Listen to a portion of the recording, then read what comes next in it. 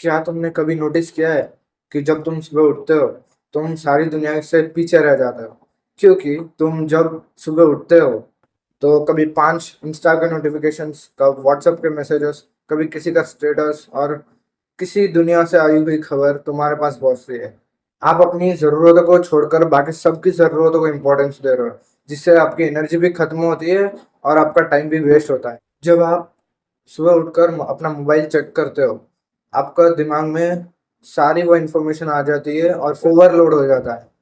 सो इससे आपको लत लग जाती है उन नोटिफिकेशंस की, बार बार स्क्रॉल करना, बार बार नोटिफिकेशंस को चेक करना, किसी ने मैसेज किया या नहीं, इन सब की आदत पड़ जाती है। इसका नतीजा ये होता है कि आपको डीप वर्क एक पहाड़ की तरह दिखने लगता है, बहुत बड़ा मुश्किल काम। तुम्हें लगता है कि फोकस तुम्हारे लिए प्रॉब्लम है, बट फोकस तुम्हारी प्रॉब्लम नहीं है। तुम्हारी इंफॉर्मेशन ब्रेन में ओवरलोड हो रही है। ओवरलोड का मतलब किसी चीज को प्रोसेस ना कर पाना, उस चीज को ही देखते रहना, फोकस ना हो पाना दूसरी चीजों के ऊपर।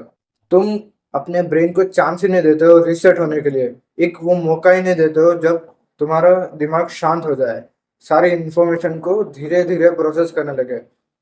मैं तुम्हें अभी एक टास्क देने वाला हूँ जो कि 99% लोग कर ही नहीं पाएंगे।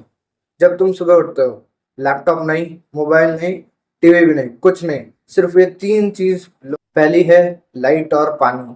लाइट का मतलब सनलाइट, ये जो लाइट पड़ रही है इसका नहीं, सनलाइट और पानी।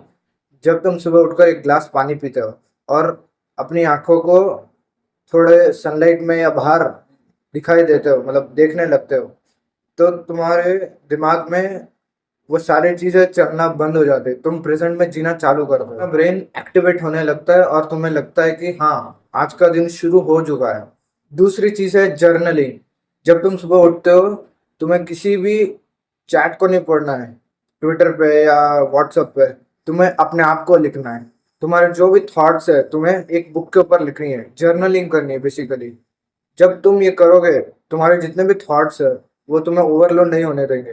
तुम्हें पता चलेगा आज का दिन कैसा जाने वाला है और मेरे मेरे दिमाग में क्या चल रहा है। तीसरी चीज है, जब तुम जर्नलिंग करते हो तब तुम्हें ऐसे 3 चीजें लिखनी है जो आज के लिए सबसे इंपॉर्टेंट है। चाहे कुछ भी हो जाए, तुम्हें वो 3 टास्क करना ही है। जब तुम वो 3 टास्क करोगे, तुम्हें अपना कॉन्फिडेंस आएगा। तुम्हें लगेगा कि हाँ, मैंने आज कुछ काम किया, प्रोडक्टिव वर्क किया।